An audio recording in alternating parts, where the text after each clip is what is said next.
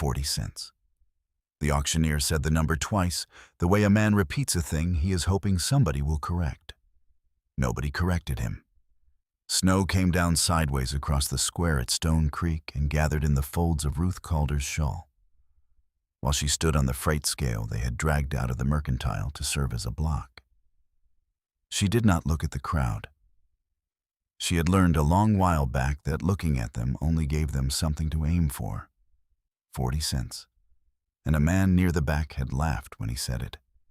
If your chest went tight just now, if some part of you knows exactly what it is to be measured by strangers and found wanting, then stay with me and subscribe to this channel before you go any further. Drop the name of your city in the comments. I want to see how far this story travels. Because the man who finally raised his hand in that square was not bidding on a week of cooking, though he let them think so. He was about to do a thing that would set the whole of Stone Creek talking until spring, and he had not yet said a single word. It was the second week of December, 1887, and the fever that had moved through the Bitterroot country that autumn had taken Ruth's husband in 9 days. Amos Calder had broken ground on 40 acres of hard Montana ground 3 years running, and when they buried him, the bank discovered he owed more on the seed and the plow than the claim would ever bring. There was a debt of $62, and no one left to carry it but his widow.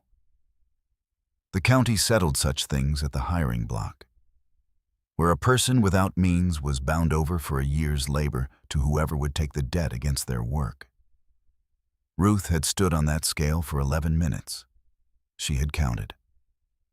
When it was done, she climbed down without help, picked up the one trunk she had left, and walked the length of the square to where the freight wagon waited. She felt their eyes travel over her, the way they always had. That slow, measuring look that started at the crown of the head and went down, the way a man sizes up a heifer or a wardrobe to see whether it will fit through a door. Somebody said, plain and unlowered, 40 cents, and we still came out behind. 2 of them laughed. Ruth Calder did not stop walking. She had learned that stopping only gave them the satisfaction of watching it land. The freighter hauling the month's flour out to the high range let her ride atop the load. He was a talker, the way men get on long, cold roads. "Hale, is it? Silas Hale you're bound to?" He whistled low through the gap in his teeth. "Now there's a place the Lord forgot. Lost his wife 2 winters back. Ada, her name was. Fever, same as took your man, only it took her in the one night. Folks say he ain't spoken her name since they put her in the ground. Got the little girl out there too, the one that don't talk. Pearl. Last 3 women the county sent didn't last a fortnight, ma'am. Not the one." He glanced sideways at her then, at all of her, and thought better of saying more. They came up on the Hale place in the failing light, and it told her everything the freighter had not. The fence had gone slack between every 3rd post. The barn door hung from a single hinge at a tired angle, the way a thing hangs when the man who owns it has stopped believing it matters. A garden lay dead and unturned along the south wall, the stakes still standing over rows that had not been planted in 2 seasons. It was not the neglect of a lazy man. It was the neglect of a man who had quit caring about surfaces the very day the person who made surfaces matter was carried out the door. Silas Hale came onto the porch with a lamp in one hand and did not offer the other. He was tall and gone lean in the way grief leaves a man, and he looked at her the same flat way as the rest of them, except that in his case he looked away again quickly, as though even that much was more than he had to spare. "You're the cook," he said. "Baker," Ruth said. "Ruth Calder. I bake, I cook, I keep a clean kitchen, and I don't make trouble. The county papers say a year. I'll work the year, and the debt's square." Her voice did not rise. She corrected him the way you would straighten a crooked picture on a wall, without comment, because it simply ought to be straight. He took that in. "Kitchen's through there. Sleep off the pantry. Supper's whenever you can make one." He turned to go, then stopped with his back to her, and something came out of him that he had not meant to let out. "Girl don't eat much. Don't trouble yourself over the girl." Then he walled it off as fast as it had come and was down the steps and gone toward the barn before she could ask the question already forming behind her teeth. The kitchen was a disaster, and it was a particular kind. The stove was caked with the burnt residue of months. The wash basin smelled of standing water and something gone sour beneath it. Flour and meal sat open in their barrels, and the mice had been at them so long their leavings lay across the boards like a foul confetti somebody had thrown for a party no one came to. A child's tin cup sat on the sill, washed and set apart from everything filthy around it. The one clean thing in the room, kept clean by a hand too small to reach the rest. Ruth stood in the middle of it a moment. She did not sigh. She did not look heavenward. She took off her shawl, hung it on the one nail that would hold it, and rolled her sleeves to the elbow. Then she found, in the corner, a girl of about 7 sitting very still on an overturned crate, watching her with somebody's borrowed eyes and saying nothing at all. Ruth did not coax her. She did not crouch and use the bright, false voice grown people use on a child they have already decided is broken. She only said, "I'm going to need that cup, if you'd lend it me. Can't make a body cocoa without a cup."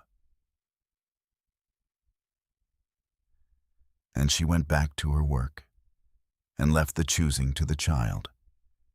What Ruth understood that the 3 women before her had not was that a house in mourning has forgotten the smell of itself, so she did not begin with the scrubbing. She began with bread. She set a sponge that first night from a crock of starter she had carried in her trunk wrapped in flannel, the one thing of her mother's she had not let the county take. By the time the stove was clean and hot, the dough had risen, and by the gray of morning the whole low house was full of the smell of baking bread, a smell that got into the walls and the wool blankets and under the door of every room, including the one where a man lay awake who had not let himself want anything in 2 winters. Pearl came first. She came to the kitchen doorway in her nightdress, with her bare feet on the cold boards, drawn by her stomach against her own caution. Ruth did not look up. She cut the heel from the first loaf, the soft, warm heel, which is the best of any loaf, spread it thick with the last of the butter, and set it on a saucer at the end of the table. Then she went back to her kneading and paid the girl no mind at all. Pearl ate it standing, fast, the way a child eats who has learned that good things get taken back. Then she looked at the place where it had been. Ruth cut a second heel without a word, and that one the girl ate slower. The man came after. Silas Hale sat down to the table that morning, meaning you could see it, to eat in his accustomed silence and be gone. Ruth set a plate in front of him, eggs and the bread, and a slab of ham she had found curing forgotten in the smokehouse and judged still good. He took one bite of the bread and stopped. He did not say anything, but he set down his fork and he closed his eyes for the length of one breath, the way a man does at the sudden return of a thing he had given up for lost. Then he ate everything on the plate and a second helping after it. A man does not eat like that, like a starving thing, unless he has not truly been fed in a very long time. Not by anyone, not even by himself. Ruth did not stop at bread. By the end of the first week, she had turned the dead garden's frozen ground enough to know it would come back. She had found why the well water tasted foul, a dead thing down it, and had the freighter help her draw it out and the well limed and clean by Thursday. She had noticed the way the child held her left ear and favored it, and made a poultice of mullein and warm oil that drew the ache out by the third night, and Pearl had let her put it in. which was its own kind of trust handed to a stranger's hands. None of this did Ruth announce. She did not wait to be thanked. She simply did the next thing she could see wanted doing, the way she had done her whole life, having long ago given up the habit of expecting anyone to notice. But the man noticed. He did not say so. What he did was this.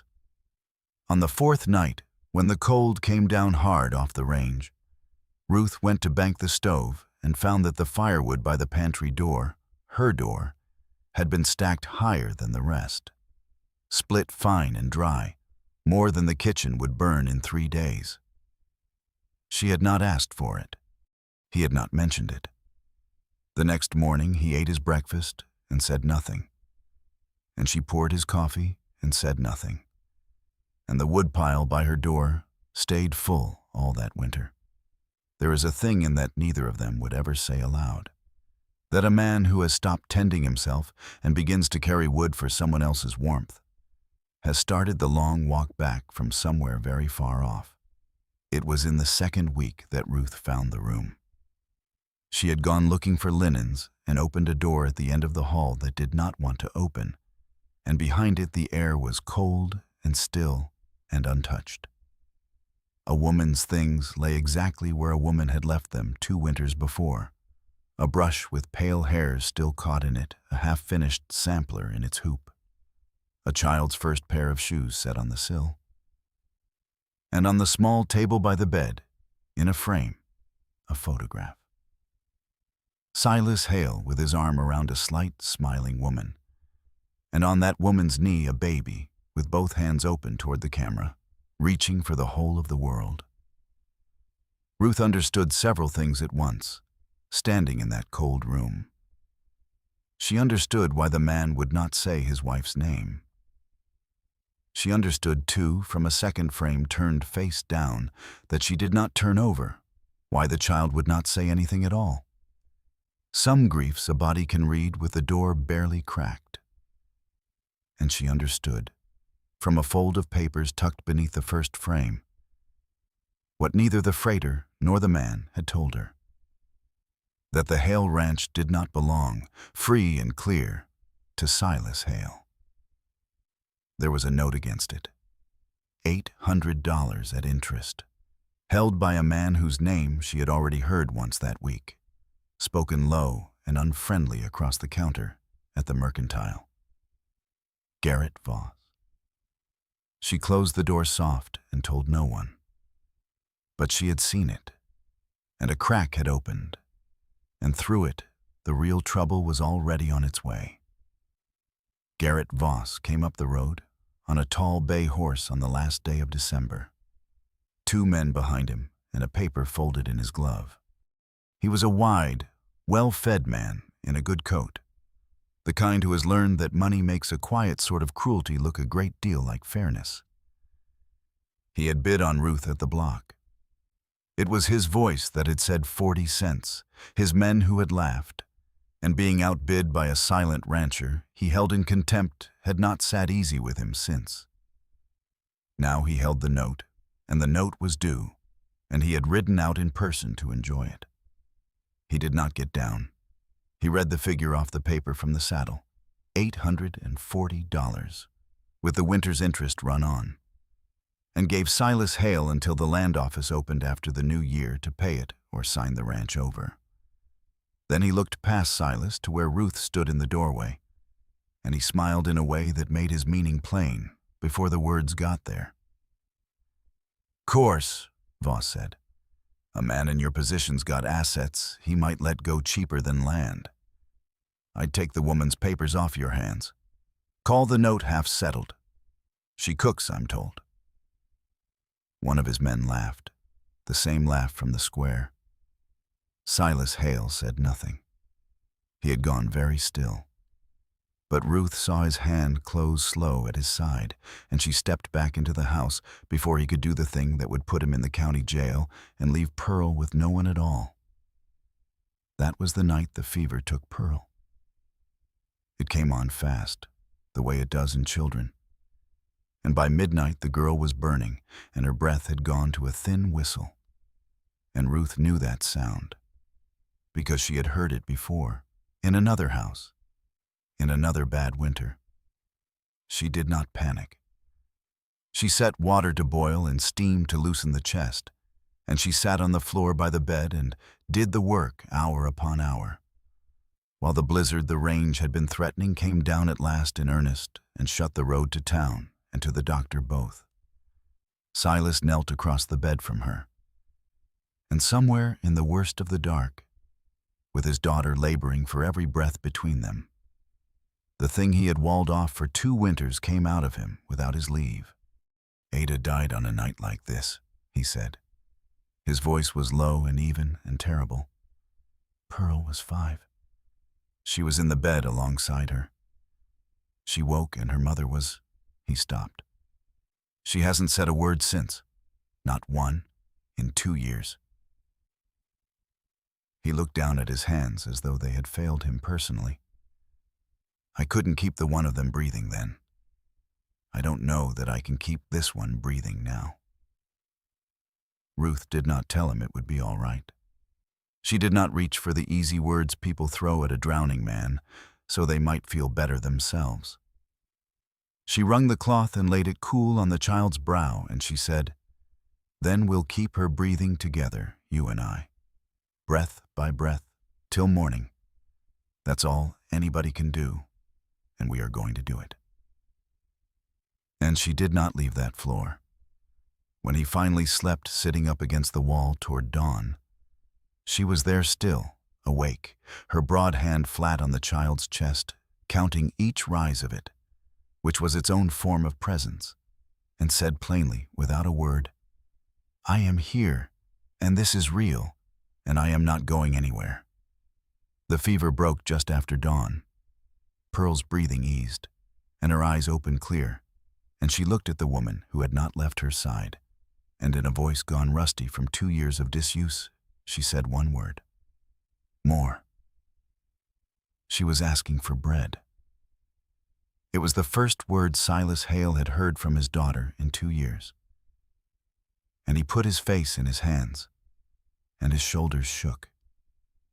And Ruth looked away to give him the privacy of it, which was the kindest thing she had to give.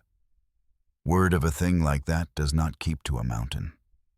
By the time the blizzard let up and the road opened, half the county had heard that the silent Hale girl had spoken, and that the heavy-set woman Voss had priced at 40 cents on the block had carried her through a killing fever in a blizzard, with no doctor inside of 30 miles.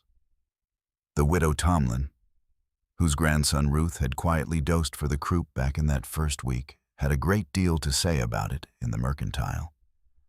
And so did others Ruth had helped along the way, without ever once mentioning that she had.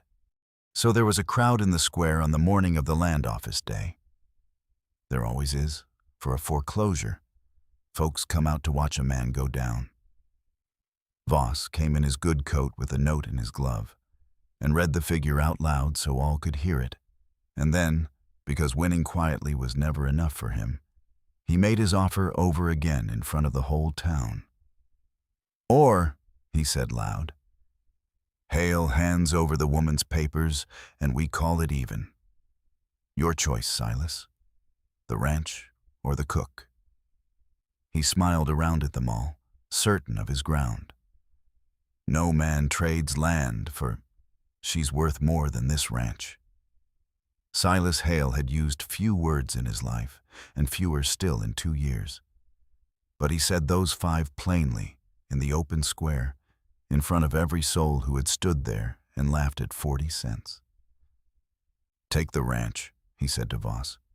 "Take the land, the house, the herd. I'll sign it over today.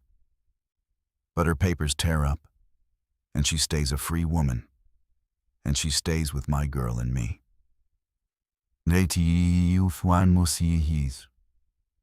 He set himself between Voss and the doorway where Ruth had come to stand, the way a man stands who has already counted the cost and found it cheap. "She's worth more than this ranch. She's worth more than every acre you've got, Voss. And the difference between us is that you'll never in your life own a thing. that knows it. For a moment, the square was dead quiet. Then the banker, a fair man named Pruitt, who had carried the hail note himself before Voss bought it out from under him, and had not liked the manner of it, stepped forward. As it happened, he said, the widow Tomlin and 11 of her neighbors had come into the office that very morning and put up the $840 between them, to be paid back in beef and bread and labor across 5 years, and the note was therefore settled in full. Mr. Voss could take his paper and his interest and ride. Voss looked around the square for one face that would side with him and did not find it. The town that had measured Ruth Calder and priced her at 40 cents had come, in the space of a single hard winter, to know precisely what she was worth. And not one of them would meet his eye. He turned the bay and rode out, and Stone Creek let him go. Spring came to the Bitterroot the way it always does, late and then all at once. The fences went up straight again between every post that summer, the way the edges of a thing get mended when a man has decided to keep it. The barn door hung on 2 good hinges, and along the south wall the dead garden Ruth had turned in December came up green and then heavy, beans and squash and a long row of sunflowers that Pearl had asked for, out loud, in the full free sentences she used now, as though the 2 silent years had only been a long breath finally let go. Ruth Calder married Silas Hale on a morning in May, under the cottonwood down by the creek. And the widow Tomlin baked the cake, and half the county came, including a good many who had stood in that square the December before and discovered since that they had always thought well of her. Ruth wore no apology that day, and never had. She had been told her whole life that she was too much, too big, too plain, too much woman for any man to want. She had come at last to a place that understood there was no such thing as too much of what a body truly needs. She baked bread every morning of her life after that, and the smell of it got into the walls of that house and stayed, so that no one who lived under its roof ever again forgot the smell of being alive. Pearl grew tall and talking and unafraid.